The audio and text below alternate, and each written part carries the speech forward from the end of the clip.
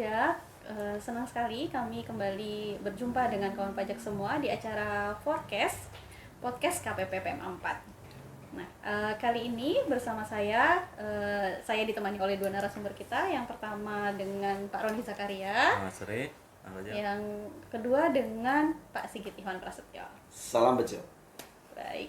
Nah, kawan pajak, di kesempatan forecast kita kali ini kita akan membahas tentang PMK 61 ya, tahun 2023 terkait tata cara pelaksanaan penagihan pajak atas jumlah pajak yang belum dibayar. Nah, karena PMK 61 ini lumayan padat ya, Pak Roni Mas Sigit, ada kurang lebih 15 bab ya, 15 bab.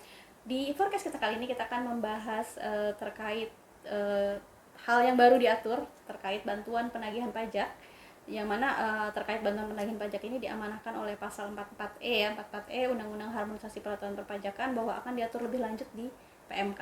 Nah, kita akan bahas lebih lanjut terkait bantuan penagihan pajak ini, tapi sebelum itu mungkin Pak Roni bisa menjelaskan dulu lebih detail gitu ya, sekilas saja tentang PMK 61 ini, Pak Roni. Ya, PMK 61 ini ada 151 pasal ya yang diklasifikasikan dalam 15 bab. Bab 1 tentang ketentuan umum, bab 2 tentang pejabat, jurusita dan tindakan penagihan pajak, bab 3 tentang penanggung pajak, bab 4 ini tentang dokumen penagihan mulai dari surat teguran, surat perintah melakukan penagihan seketika sekaligus, surat paksa, surat perintah melakukan penyitaan. Bab 5 terkait dengan penyitaan dan juga penjualan aset yang disita, bab 6 pencegahan, bab 7 penyanderaan, bab 8 ini mengatur tentang bantuan penagihan pajak atau tax collection assistant yang kita akan bahas lebih detail di podcast kita kali ini. Nah, seperti itu. Bab 9 ini terkait dengan dokumen penagihan juga, yaitu terkait dengan pembetulan, pembatalan dan penggantian dokumen penagihan. Bab 10 ini adalah penyampaian dokumen penagihan dan juga penyampaian permohonan penanggung pajak. Bab 11 tentang daluarsa penagihan, bab 12 dukungan tindakan penagihan, bab 13 itu tentang pelimpahan wewenang, 14 ketentuan peralihan, 15 ketentuan penutup. Demikian kawan pajak. Baik, ya, cukup padat ya kawan pajak. Kalau mau kawan pajak lebih tahu detailnya bisa baca langsung nih PMK 61 ini. Mungkin di refresh dulu nih Mas Sigit sebelum kita masuk ke pembahasan tentang bantuan penagihan pajaknya, tentang alur penagihan pajak di DJP ini ketika terjadi utang pajak, maka apa yang kemudian dilakukan? Baik. Penagihan pajak berarti harus ada utang pajak. Utang pajak berarti harus ada SKP atau STP.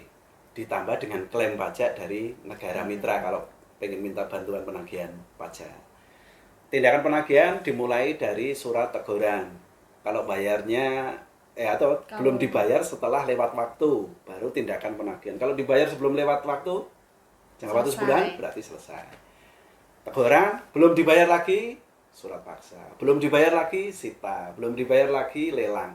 Secara berurutan. Dan ini ada jangka-jangka waktunya. Baik. Nah, kemudian dikenal adanya penyanderaan, ada pencegahan, penagihan seketika dan sekaligus. Baik, jadi secara umum demikian untuk kawan pajak tentang penindakan penagihan pajak ya. Nah, sekarang kita langsung masuk ke bantuan penagihan pajak. Bantuan penagihan pajak secara umum ada dua nih kawan pajak, ada permintaan bantuan dari pihak Indonesia ke luar negeri ataupun pemberian pihak luar negeri yang meminta bantuan ke kita gitu ya. Sekarang kita bahas satu-satu lebih dulu kawan pajak. Nah, sekarang kita bahas yang pertama terkait permintaan ya Pak Roni ya, permintaan bantuan dari Indonesia ke pihak negara mitra, ke pihak luar negeri. Nah, kriteria utang pajak seperti apa yang bisa kita minta bantuan penagihan ke luar negeri? Ya, jadi kita bicara kriteria dan ini memang domainnya Fiskus ya. Jadi Fiskus yang harus mengetahui lebih dalam tentang kriteria permintaan bantuan ke luar negeri atau outbound tax collection assistant. Yang pertama ini bahwa satu surat permintaan untuk satu penanggung pajak ya.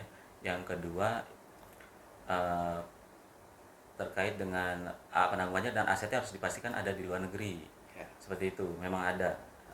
Yang ketiga ini memang utang pajaknya tidak dalam sengketa atau asetnya tidak dalam jaminan utang piutang. Yang kelima memang sudah dilakukan tindakan penagihan pajak di Indonesia. Dan yang terakhir, yang kelima adalah bahwa belum daluarsa penagihan. Seperti itu. Jadi ada 5 kriteria. seperti itu. Nah, prosedur yang harus dilakukan gitu ya, harus dilakukan dalam hal ini mungkin pihak KPP ya sebagai pemilik data SKP maupun STP yang akan dimintakan bantuan penagihan itu alurnya nanti seperti apa dari KPP, bagaimana cara meminta bantuan atas penagihan pajak ini? Ya, kalau kita sampai minta bantuan, berarti posisinya kan di negara mitra ya.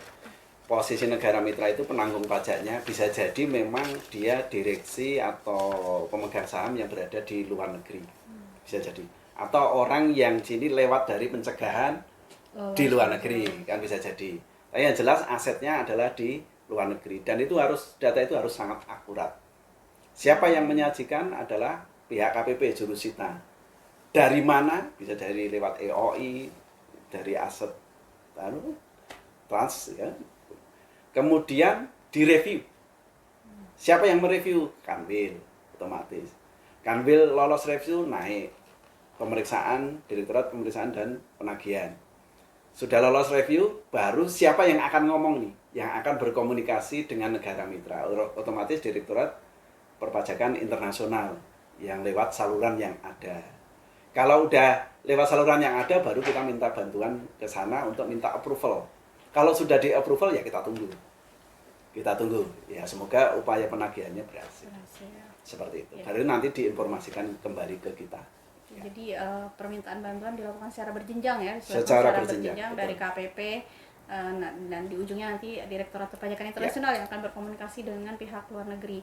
Siap. Nah, jika misalkan sudah approve gitu ya, di tengah perjalanan nih Pak Roni, misalkan ada perubahan informasi data gitu ya, itu apa saja perubahan data dan informasi yang dimungkinkan dalam penagihan pajak ini? Ya, jadi dalam rangka permintaan ke luar negeri ya, bantuan penagihan pajak memang ada 7 data-data yang harus dicantumkan dalam surat permintaan tersebut. Ya. Pertama itu ada hutang pajak, biayanya juga biaya penagihan pajak. Yang kedua itu data-data dari penanggung pajak. Yang ketiga tindakan penagihan yang sudah dilakukan. Yang keempat ada tindakan penagihan yang dimintakan untuk dilakukan. Yang kelima adalah daftar aset penanggung pajak. Yang keenam itu tanggal daluarsa. Yang ketujuh nomor rekening. Nah, dari 7 data itu nomor 1, 5, 6, 7 itu bisa berubah, sehingga utang pajak bisa berubah, atau misalnya tanggal daluarsa bisa berubah, nomor rekening juga boleh berubah seperti itu. Nah, jika ada perubahan ini nanti akan daftar aset juga bisa berubah ya. Nanti bila berubah nanti akan disampaikan surat permintaan revisi seperti itu. Jadi dimungkinkan adanya perubahan, dan jika misal perubahan nanti pihak DJP kembali mengirimkan surat kembali ya, surat terkait revisi data yang sudah berlangsung penagihan pajak yang sudah berlangsung di sana. Nah, terus kapankah permintaan bantuan kita ke luar negeri, permintaan bantuan penagihan pajak luar negeri ini dihentikan, Pak Roni? Ya, jadi permintaan ini bisa dihentikan pertama karena ada permohonan untuk peninjauan kembali atas hutang yang dimintakan bantuan penagihan. Yang kedua sudah ada pembayaran. Yang ketiga ini ada putusan pengadilan yang membatalkan atau mengurangkan sehingga tidak ada lagi utang pajak tersebut, seperti itu. Ya, tadi kita sudah membahas terkait permintaan ya. Sekarang kita beralih ke yang selanjutnya nih, tentang pemberian gitu ya, tentang pemberian. Jadi di samping kita meminta ke luar negeri, tadi ya asas timbal balik kita juga bisa memberikan kita juga memberikan bantuan ke luar negeri. Nah, prinsip-prinsip selain timbal balik ini tuh apa saja selain itu? Ya. Jadi timbal balik itu berarti kita bisa minta, dia boleh minta kan gitu. Termasuk mungkin tindakan penagihannya. Tindakan penagihannya mungkin mirip-mirip. Mirip-mirip bisa seperti itu. Yang ketiga tadi akurasi, kejelasan, ya, kejelasan. Penanggung pajaknya itu alamatnya di mana, ya kan? Di tempatnya di mana, identitasnya juga harus jelas. Asetnya juga harus jelas nih, asetnya apa ini yang mau diambil. Rekening, aset bergerak, tidak bergerak, ya kan gitu. Terus di mana nanti siapa yang akan melakukan tindakan penagihan? Berarti kan jurusita atau pejabat di mana penanggung pajak itu berada. Berarti kan di Indonesia ini kan, posisinya di Indonesia dan hartanya itu berada. Lokasi barangnya berada ya, gitu ya. Betul. Nah, kriteria klaim pajak ya kalau atas pemberian bantuan kita nyebutnya klaim pajak gitu ya. Kriteria klaim pajak seperti apa nih yang bisa dimintakan gitu oleh Oke, pihak luar negeri ya. ke Indonesia. Selain yang kejelasan tentang identitas yang saya sebutkan lagi, yang belum saya sebutkan adalah nilainya, nilai klaim pajaknya ya, nilai secara klaim pajak nanti dalam bentuk rupiah, mungkin beda negara kan pasti harus dikurskan terlebih dahulu.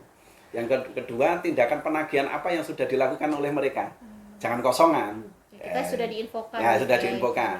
Terus dia minta tindakan penagihan kita itu seperti apa? Apakah mulai dari surat teguran, apakah langsung sekaligus, apa langsung lelang? Yang pasti langsung lelang. Yang berikutnya dia juga harus pasti, pasti ya, locationnya itu juga harus pasti. Valid gitu ya, Valid. informasinya valid gitu ya. Jadi sudah benar-benar dipastikan gitu ya lokasinya. Nah, sekarang terkait prosedurnya nih, bagaimana pihak luar negeri bisa melakukan permintaan bantuan ke kita gitu, apa Ya. yang harus dilakukan oleh pihak negara mitra? Ya, jadi dimulai dari adanya revenue claim ya, atau klaim pajak dari jurisdiksi mitra ke DJP, dalam hal ini ditujukan ke Dirjen Pajak. Dirjen Pajak ini akan memberikan disposisi untuk memproses ya surat permintaan tadi bantuan penagihan kepada Direktorat Perpajakan Internasional. Nah, Direktorat Perpajakan Internasional akan melakukan review atas data informasi yang dicantumkan dalam surat permintaan bantuan tersebut ya. Nah, bila sudah lengkap ya, data informasinya sudah lengkap ya. Dari mulai tadi ada nilai klaim pajak, lalu ada data penanggung pajak, lalu ada yang sudah dilakukan, penagihan yang diminta untuk dilakukan, daftar aset, tanggal daluarsa, nomor rekening pemerintah lainnya sudah lengkap, nanti akan diteruskan ke KPP oleh Direktorat Perpajakan Internasional. KPP ini menugaskan seksi penagihan, dalam hal ini jurusita, untuk melakukan penagihan. Nah, penanggung pajak ditemukan, bayar ke rekening penampungan yang dikelola oleh Sekretariat Direktorat Jenderal Pajak. Lalu setelah itu baru Sekretariat Direktorat Jenderal Pajak akan mentransfer nilai penagihan tersebut ke rekening yurisdiksi di luar negeri. Seperti itu prosedurnya.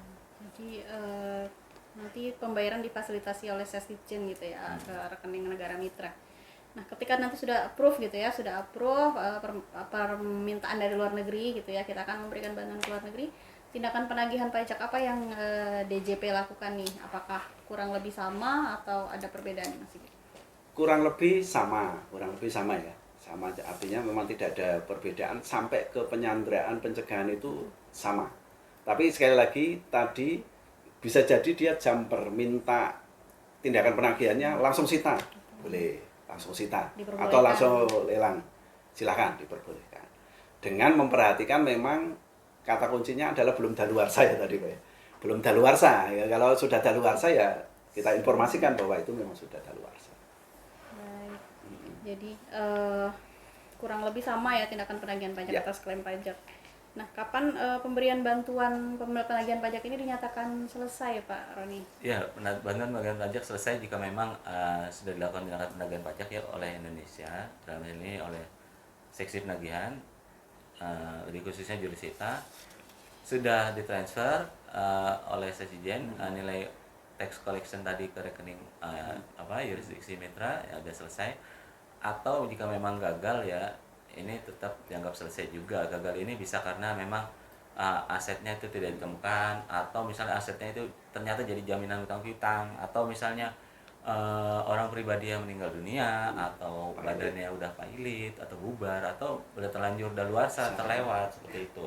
Nah, ini dari DJP akan mengajukan surat pemberitahuan bahwa proses penagihannya sudah selesai ke yurisdiksi mitra. Jadi ada closing statement seperti itu dengan tembusan ke penanggung pajak. Jadi ini akan diketahui juga oleh penanggung pajak sebagai jaminan kepastian hukum ya. Ya. Jadi kurang lebih demikian ya kawan pajak. Jadi dalam PMK 61 ini ada hal baru tadi yang diatur yang kita bahas tadi tentang bantuan penagihan pajak. Itu ada 2 jenis, ada permintaan bantuan ke luar negeri maupun pemberian gitu ya, maupun pemberian dari pihak Indonesia atas klaim pajak yang dimintakan bantuan ke Indonesia ya. Nah, itu tindakan penagihan pajak tadi kurang lebih sama ya Mas Sigit ya, Pak Roni ya, kurang lebih sama dengan nanti tergantung mereka mintanya apa gitu atau kita mintanya apa, langsung yaitu jumper ya, langsung jumper ke penagihan pajak yang diinginkan gitu. Mungkin ada info yang ingin ditambahkan Pak Roni, Cukup. Mas Sigit? Yang pertama akurasi data itu jadi kunci di bantuan pajak Ya, ini. karena ini hubungan antar Ya, negara ya. akurasi termasuk ya memang daluarsa itu jadi Kunci juga. karena dia waktu nggak mungkin berlama-lama. Iya, jadi Ya, harus diperhatikan ketika menerima permintaan atau gitu, kita memberikan gitu, harus diperhatikan Ya. daluarsanya betul-betul ya. Baik kawan pajak, demikian forecast kita kali ini terkait PMK 61 tahun 2023. Semoga cukup membuka wawasan kawan pajak semua, menambah pengetahuan kawan pajak semua terkait tindakan penagihan pajak, khususnya tentang bantuan penagihan pajak, sesuatu yang baru diatur, amanah dari Undang-Undang HPP, Undang-Undang Nomor 7 tahun 2021. Kami mohon maaf jika dalam forecast kami kali ini banyak kekurangan. Sampai jumpa kembali di edisi forecast kami berikutnya. Terima kasih kawan pajak semua. Assalamualaikum warahmatullahi wabarakatuh. Waalaikumsalam warahmatullahi wabarakatuh.